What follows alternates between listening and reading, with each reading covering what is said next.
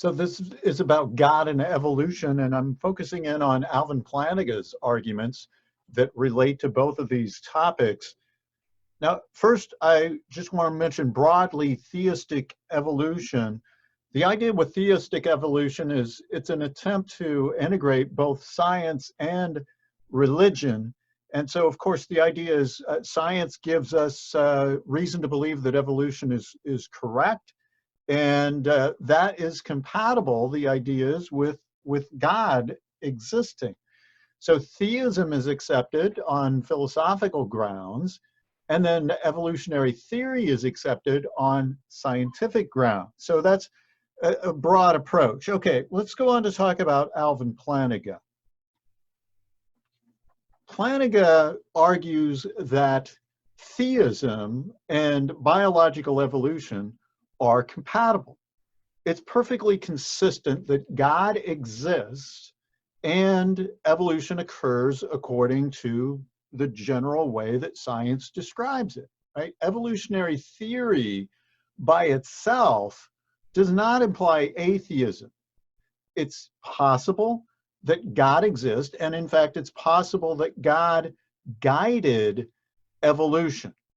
So this is similar to the view of many other theists who are philosophers, and just laying out here initially that these two things are consistent. So that's one of the first points that Plantinga wants to make. All right, a second step then for Plantinga in discussing evolution and God is to say it's actually more likely that God guided evolution than that it was unguided. And to follow the reasoning here, we're going to look at a really condensed argument. Of course, it's much more complex that I'm going to present in this abbreviated form. At the end of the video, I'll give you some links, and you can find those below, of course, for more developed videos from Plantinga himself or about Plantinga's work. So let's have some abbreviations to use in the argument.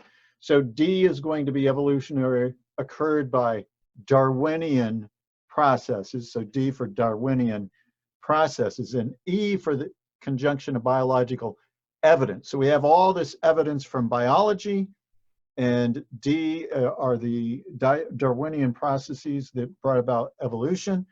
And then we have G being evolution is guided by God, the idea that Plantinga endorses and says it's perfectly possible that that's the case initially. And then he says, why not, right? And U then is going to be the atheistic idea, the naturalist idea that evolution is unguided.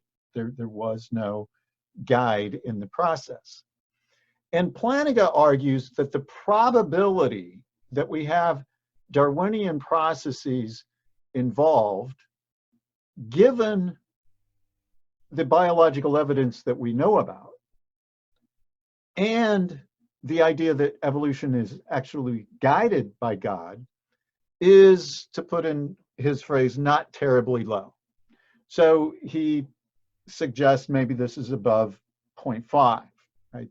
That's reasonable to think. So the probability there, pretty good, not terrible. But on the other hand, given what we know about the biological science, right? Given what we know about the complexity of cells, of mutation rates, of all kinds of other data that is included in biological evidence, the probability of the Darwinian processes, given all of that biological evidence and the idea that evolution is unguided, is actually very low. And perhaps that's in the orders of magnitude. So it's actually much more likely that God guided evolution than that it was unguided, as the naturalist claims. So that's Plantinga's argument for that claim. But then Plantinga takes it even one step further.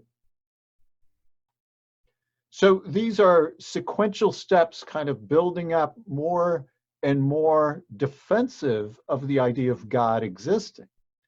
So the third step now is actually going on the offense against the worldview of philosophical naturalism, which is, of course, an atheistic worldview, one that does not include God or any being like God, and evolution. So those two combine. Now, normally these are considered to be things that fit very well together. In fact, some people think that evolution implies philosophical naturalism. Of course, that would not be the case. You don't have a scientific theory that therefore implies a certain philosophical view that you have to evaluate using the methods of philosophy. So that wouldn't be the case, but some people seem to think that it is.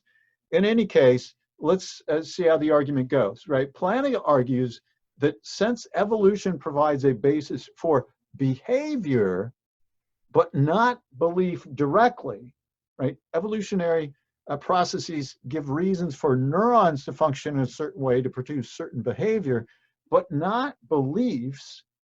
Then because of that, we have no reason to trust our cognitive faculties given evolutionary naturalism, with evolution and God not being involved with it. So Plantinga uses an example of coming across the tiger, and the person believes that when you see a tiger, that's the symbol for the start of a race. And so that person then takes off running as fast as he can, and that person is more likely to survive than someone who has, other beliefs, like it's as friendly as a very tame house cat or something like that. But it's the behavior that matters, right? It's not the belief. It's just the behavior that matters. And so we don't have reason to trust our cognitive faculties given evolutionary naturalism. So Plantinga argues that the real clash is not between science and evolutionary theory and theism, but the real clash is between science and philosophical naturalism. So let's set up the argument and again, try to follow this somewhat formally. It's a probabilistic argument. It involves probabilities at least. So we have N for naturalism in this case. E is just evolutionary theory very broadly. And R is the claim that our cognitive faculties are reliable, that we can trust them, that they are likely to give us true beliefs. So, given what we've just said, Plantinga argues that the probability that our cognitive faculties are reliable, given naturalism and evolutionary theory, is actually low. There's a low likelihood that we have reliable belief-forming mechanisms. And so one who accepts naturalism and evolutionary theory, and then also sees what he's just been claiming, that one is true, then has a defeater for R, that person's beliefs are reliable. The cognitive faculties are reliable, rather. And that defeater can't be defeated, right? It couldn't be defeated because you would have to assume that your cognitive faculties were reliable in order to defeat it. But we already have a defeater that undercuts the reliability of your cognitive faculties. And so that's a pretty bad situation to be in. And so then one who has a defeater for R has a defeater for any belief that she takes to be produced by her cognitive faculties. And of course, that would include that conjunction of naturalism and evolutionary theory. So we can conclude that naturalism and evolutionary theory is actually self-defeating. It cannot rationally be accepted. So yes, Plantinga is arguing that someone who is not a theist, someone who's an atheist, but believes in evolution, has a very significant problem because they have reason to think their cognitive faculties are unreliable, so they have undercut their reasons for believing in naturalism and evolutionary theory. And in contrast to that, given theism, we have reason to believe that God gave us generally reliable cognitive faculties. Why?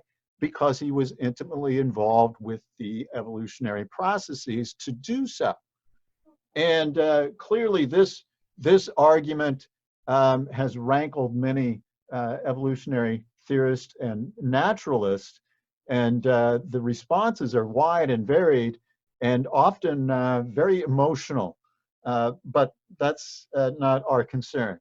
So that's extremely brief ways that Plantinga addresses God and evolution. There are animated videos that kind of deal with some of these arguments. And so I'll put the actual links below, but Plantinga has this evolutionary argument against naturalism that we just talked about. He also has, there are videos that are animated regarding Plantinga's views on science and religion more generally. And of course, there are many more videos. There's a very nice website you can go to, plantingavideos.com, if you're interested in Plantinga, and that will cover all kinds of other ideas that he has. Plantinga was awarded a Templeton Prize valued at $1.4 million in recent years. Very prominent, very influential philosopher.